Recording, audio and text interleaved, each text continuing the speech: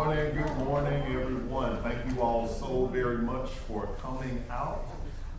We have quite a treat in store for you this morning. The star of the show today, of the performance recital hour today, is here with us, Miss Rebekah Lipscombe. Can you give her a round of applause?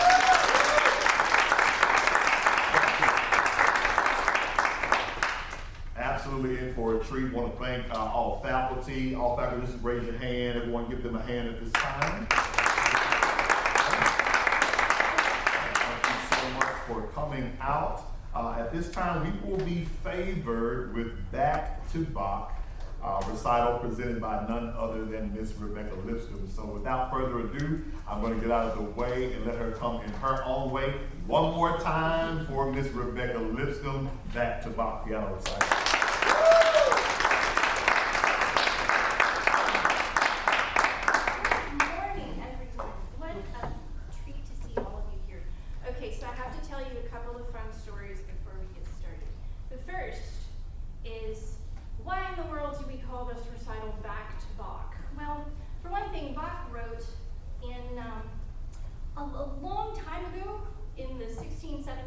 So that was a very long time ago, so we're going to say back, because that was a long time ago. Also, my grandmother, the distinguished Mrs. Alice Lipscombe of Florence, South Carolina, was a phenomenal pianist in her own right, could play concert, classical piano, as well as jazz equally well, equally easily. And Alice Lipscombe, my entire growing up, had a license plate on her car that said BK to Bach. And so anyone driving around Sumter, South Carolina could see Back to Bach and go, oh yes, that's Mrs. Lipscombe. So I thought of her when I put together this Bach recital, so I'm kind of playing this in her honor today.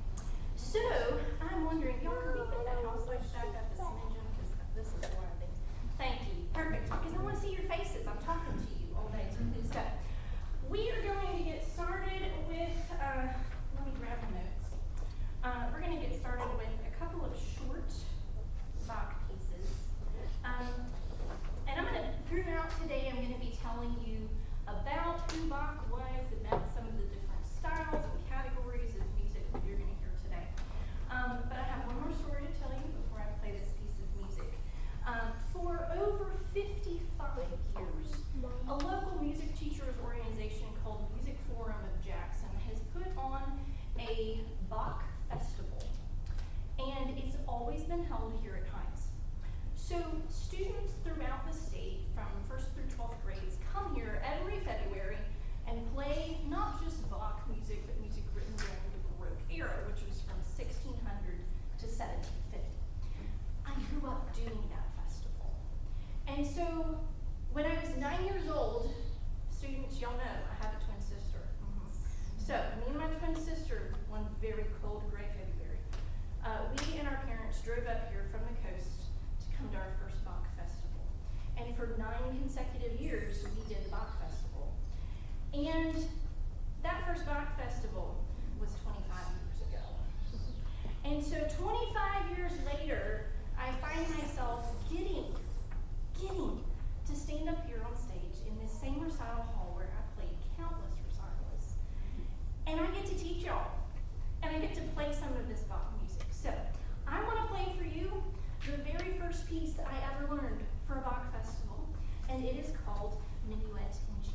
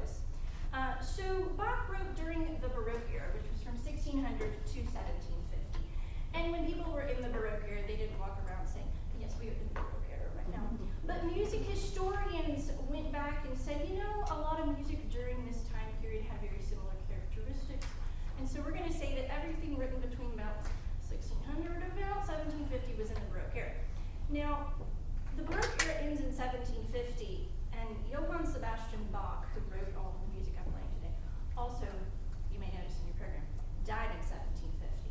And so, yes, music historians looked back and went, well, it's the end of an era. Bach died. So, Bach, Johann Sebastian Bach, who in the world was he? As he's writing in the Baroque era, which, by the way, Baroque era, very fancy, elaborate, ornate kind of music. That was kind of a common style back then.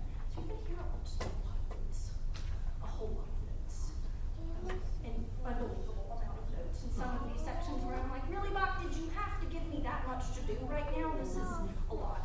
And so Bach, he was born in Germany. He lived pretty much his entire life in Germany. Born in 1685, came from a very musical family. And Bach, organ was his primary instrument, the pipe organ. He played music for the royal courts in Germany. He also played a lot of sacred music in a church, and I'll tell you more about each of those in a minute. But as Bach was playing music, he also had a really strong family life. He got married, and he and his wife had 13 children. And then she passed away, and he got married again to a lovely soprano singer named Magdalena, and they had 7 children. So yes, this man had 20 children. And he and his wife, as you can imagine, they're both phenomenal musicians, so they teach all their children music. So their house is just filled with music all the time. So Bach wrote a lot of short pieces to teach his children, to teach his students, and he put them all together one time, or a couple different times. He put a bunch of this music together in a notebook, gave it to his wife, and it has since become the Magdalena notebook. You might notice in your program a couple of these pieces are from the Magdalena notebook. So, Bach didn't write everything in the Magdalena notebook. Some of it was by friends and family. And so for a while, people just assumed that Bach wrote everything. And then in recent years, they've kind of looked back and gone, oh, maybe somebody else wrote that. We're not really sure. So, truth be told, the piece you just heard and the piece I'm about to play, we're not really sure who wrote them. But they're in the Magdalena notebook, and they fit the style, and Bach knew the people who wrote them. So, we're going to just go with it. You might be wondering, what in the world are these strange numbers B, W, V, and A, and H? About 1950, somebody decided to catalog all of Bach's music and assign a number to each piece. And so those are the numbers, the BWV. BWV stands for some German words that I don't know how to pronounce, let's be honest. ANH stands for Anhang, which is not the main catalog. Some secondary sort of pieces. So that is what you were seeing there. A little bit more history about the piano and harpsichord, because I know you're wondering. This is not a piano. What is it? Yes. So let me tell you a little bit about the difference between each of these, and then I'm going to play something. So the harpsichord, this smaller instrument, came into use long before the piano, and it was a very popular instrument during the Baroque era. In fact, our piano tuner, Mr. Lynn Evans, told me, the harpsichord kind of got its start because people liked the sound of an instrument called a lute that's very similar to a guitar, and they said, hey, what if we created this keyboard kind of instrument where the strings are plucked, kind of like a guitar, kind of like a lute, but you have multiple octaves worth? And they came up with the harpsichord. And so the strings have tiny little pieces of plastic that pluck them, which is kind of a cool way to create an instrument, right? A couple problems though. There's one dynamic level, sort of loud.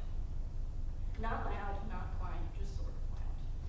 There's no sustaining a sound. It's just ding, ding, ding, ding, ding. And you can't do any staccato or legato.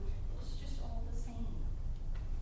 So in about 1700, an Italian with a fantastic name called Bartolomeo Cristofori, great name, right? Bartolomeo Cristofori from Italy in about 1700, he starts taking a look at the harpsichord and going, what if we changed up a few things and maybe had, instead of this little string and very tiny string, I've even heard of harpsichords being tuned with fishing wire,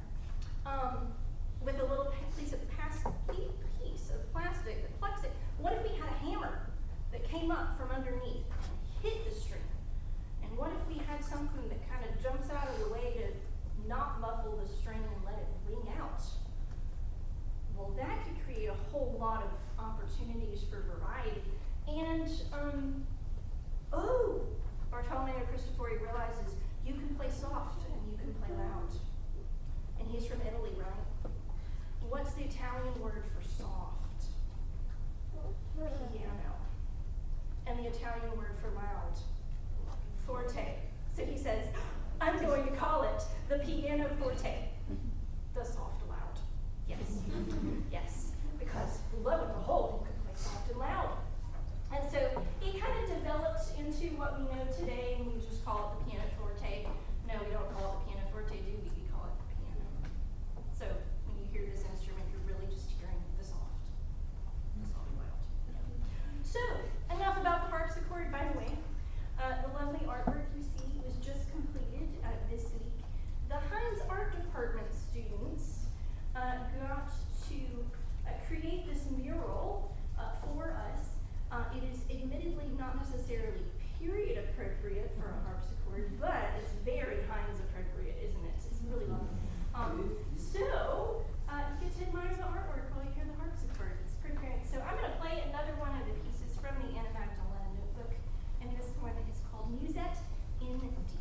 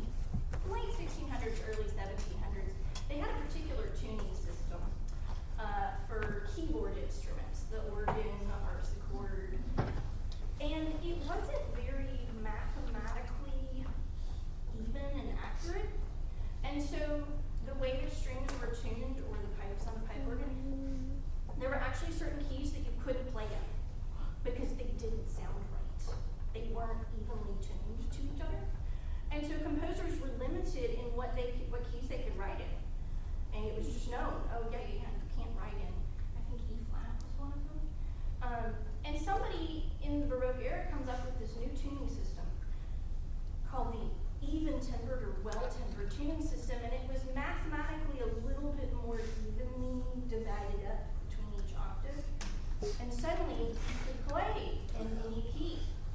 Johann Sebastian Bach wrote a massive number of pieces, especially for the keyboard. And so Bach hears about this new tuning system and he goes, oh, the possibilities. Ah, there's more possibilities. I think I need to write some music in all 12 keys, all 12 majors. You know what? I'm going to write in all 12 minors too. And because Bach was a serious overachiever, he decided to do that again. So there's a collection of 48 pieces. Oh, by the way, it's not just one piece. It's a set of two, called a prelude and a fugue. A prelude is a short musical introduction. And a fugue, you're going to learn more about later. So just hang on to that for a second. A fugue and a prelude, a set of each. And so Bach writes 48 pieces, these collections of preludes and fugues. And he puts them in two separate books, and they're called The Well-Tempered Clavier. And they've become absolutely essential repertoire for advanced pianists throughout the last couple hundred years. They're phenomenal pieces. They're incredibly difficult technically to play, but not the first one. Bach decided to kind of give us a break with the first one.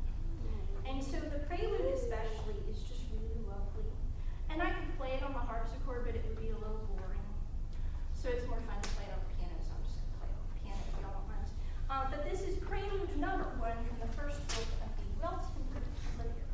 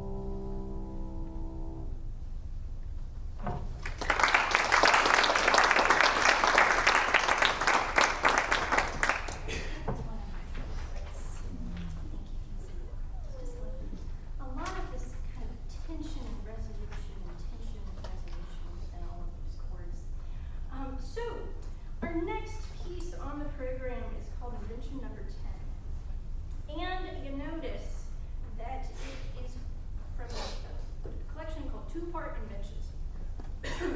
I better drink some water before I just start drinking here. So, allergies, y'all. Just really terrible this year. Anybody else have allergies? So in the Baroque era, they were really, really big fans of a particular kind of musical texture.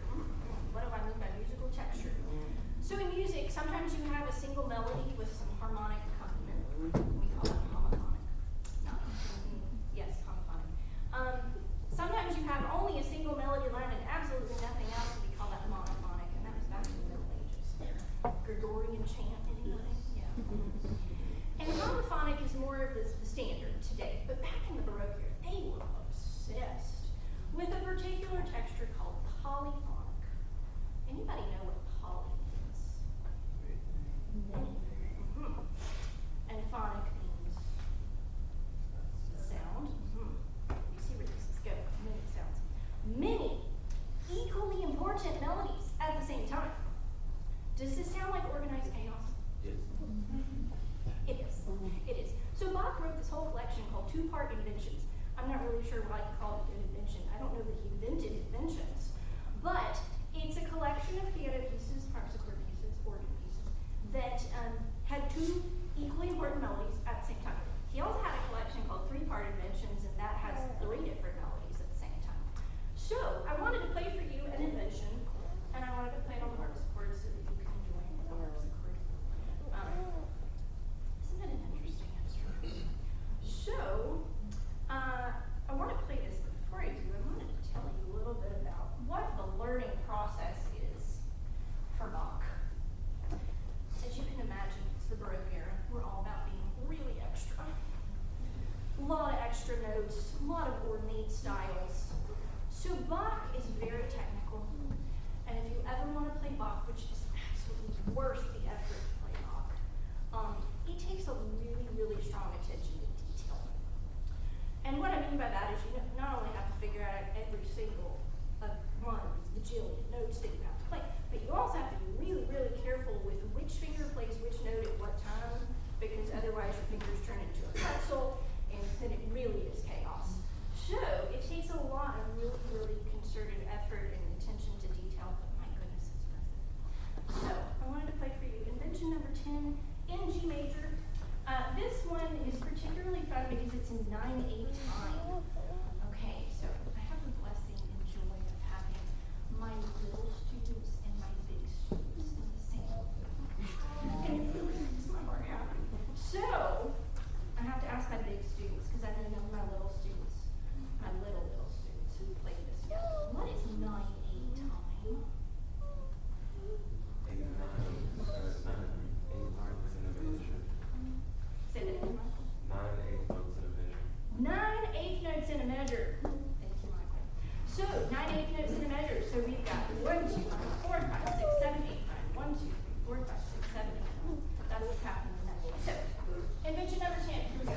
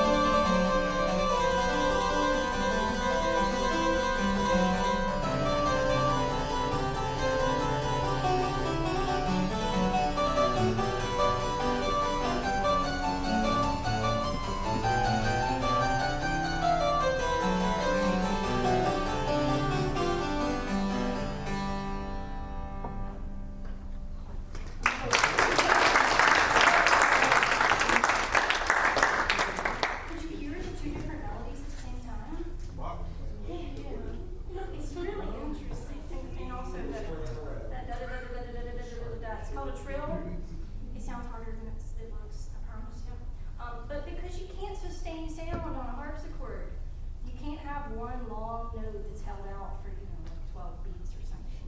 And so they would have a trill so that you repeatedly hear that note so that, it doesn't die out, basically. Big fans of trills in Baroque. They're super extra. Why not? Okay, well, y'all, we are working our way through some Bach keyboard music today, and I have a really fun one coming up next. So in the Baroque era, we've got all these different types of music that are real popular. You got Bach's Preludes and Fugues, and you've got the Inventions, and these happy little dance-inspired pieces like a Musette and a Minuet, which I forgot to mention, those are dance-inspired. Another set of dance-inspired pieces that was very popular in the Baroque era, in the instrumental category, was something called a suite, S-U-I-T. A suite, and a suite was a collection of dance-inspired instrumental pieces, and they pulled inspiration from multiple countries. So you might have the Allemande or the Courante from France. You might have a slow sarabande from Spain. And we might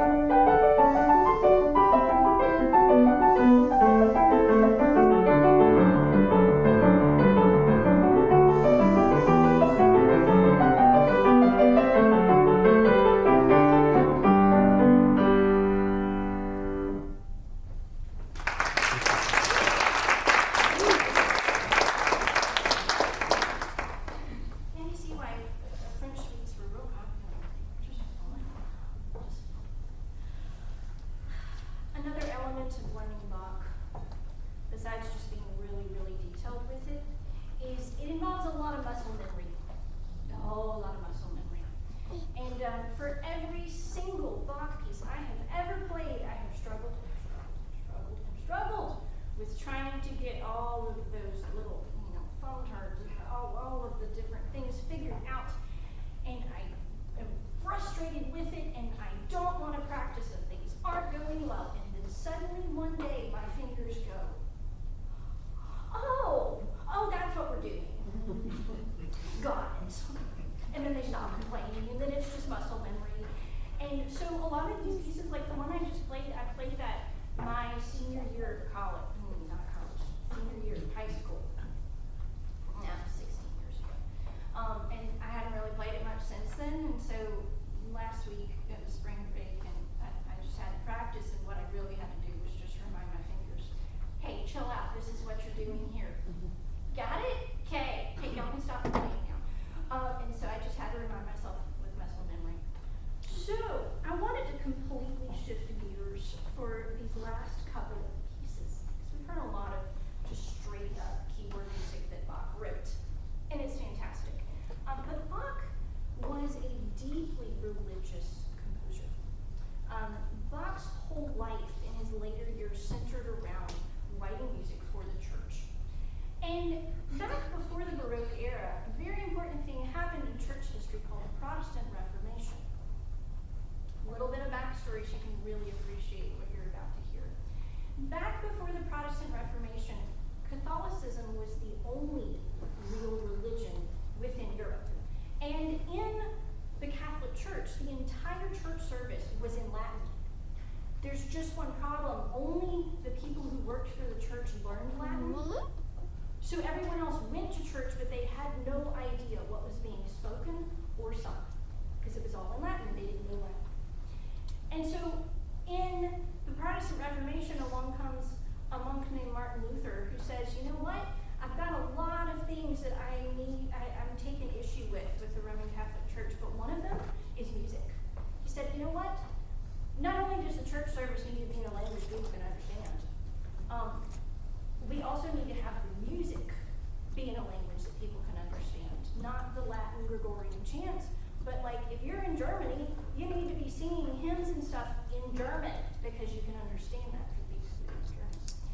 So one of the things that Bach was tasked with every single week as he wrote music for the Lutheran Church, St. Thomas in Leipzig, Germany, he was tasked with taking the sermon text ahead of time for each Sunday and writing a whole collection of music based off of that sermon text. And he would approach it in a variety of ways. There would be some instrumental pieces, there would be some choir pieces, some solos and trios and duets, but all of them incorporated the sermon text for that day, and it was scattered throughout the church service, so that by the time you left church on any given Sunday at St. Thomas in Leipzig, you would have not only heard a sermon on a particular scripture text, you would have heard music based off of it, and you would have gotten to be so familiar with those tunes that you could sing along to the end of the service, and then ask the congregation to join in. So Bach wrote a ton of these cantatas, as they're called.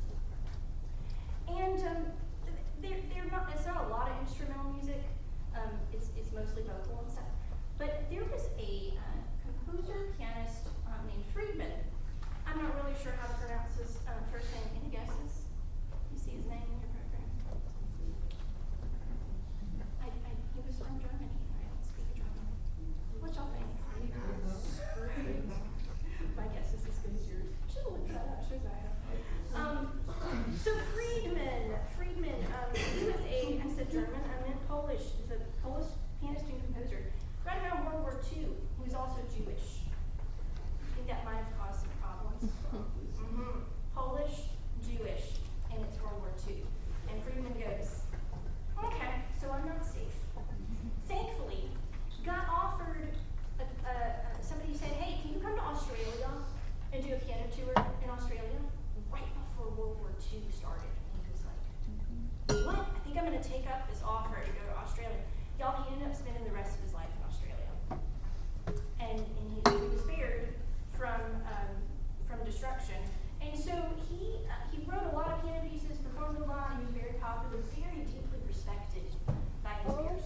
And one of the things that Friedman really enjoyed doing was taking music that had been previously written for not piano, like a soprano solo in a cantata, up with a piano solo version of it. It's called a transcription. This is a particularly beautiful piece that he took called My Heart Ever Faithful in English.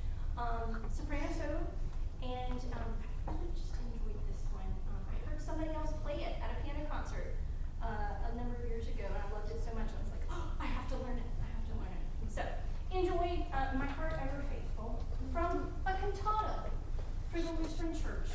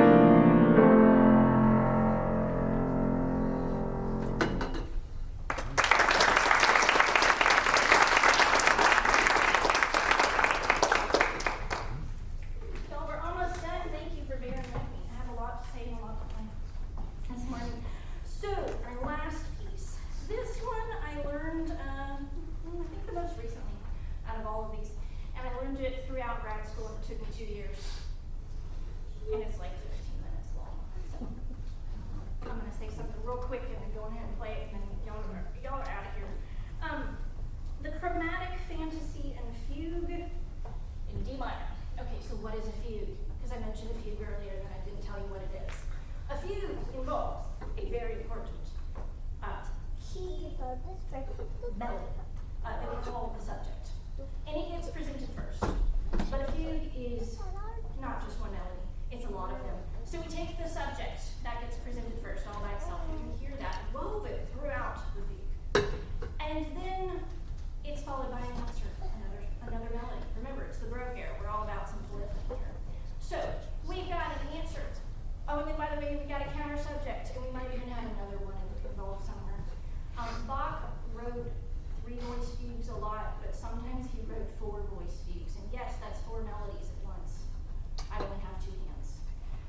really complicated. Real complicated. The one that you're about to hear, I think, is mainly just 3 melodies, but still. Sometimes I have to have one melody with my thumbs while my other fingers are busy with separate things. I told you Bach was complicated. And Bach was especially complicated with this chromatic fantasy and fugue. He said, you know what? I'm not afraid to break some rules. Beethoven was really inspired by that. And Bach said, you know what? I'm going to create this really improvisatory, goes all over the place, very unpredictable. I'm just going to have some fun. I'm going to create this fantasy, and then I'm going to have a fugue that goes on for 7 pages. It took me 2 years. I was very relieved, I don't know, relieved, validated, yeah, when my piano professor, the incomparable Kadisha Onobayeva, told me at the end of grad school, you know, that piece is doctoral level repertoire. I went, really? And you assigned it to me in grad school. Well, now I'm feeling better about the fact that it took me 2 years to learn the thing. So, please enjoy our last piece for today, the Chromatic Fantasy and Fugue in D minor. One thing you need to be listening for at the very end. Theory students, I think I've mentioned this before. In a minor key piece in the Baroque era, they didn't like to end on a minor chord. So it goes on and on and on and on and on in D minor. It's very intense and very dissonant. And at the very end of both the fantasy and the fugue, Bach can't leave you in the middle of a rain cloud. The sun has to come out. And so we end with a major chord. So let's sing for that. Here we go.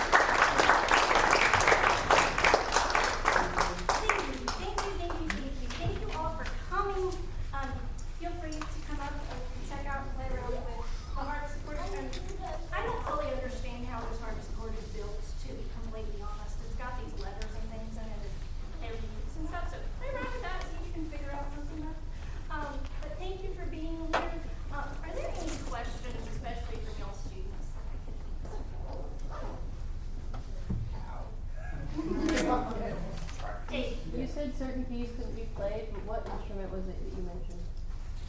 Any keyboard instrument, the way it was tuned. Thank you for being here. It means a lot to see all of your wonderful faces. Happy Friday. Thank you. Thank you all so very much for coming. Let's give Miss Rebekah Lipscombe another round of applause.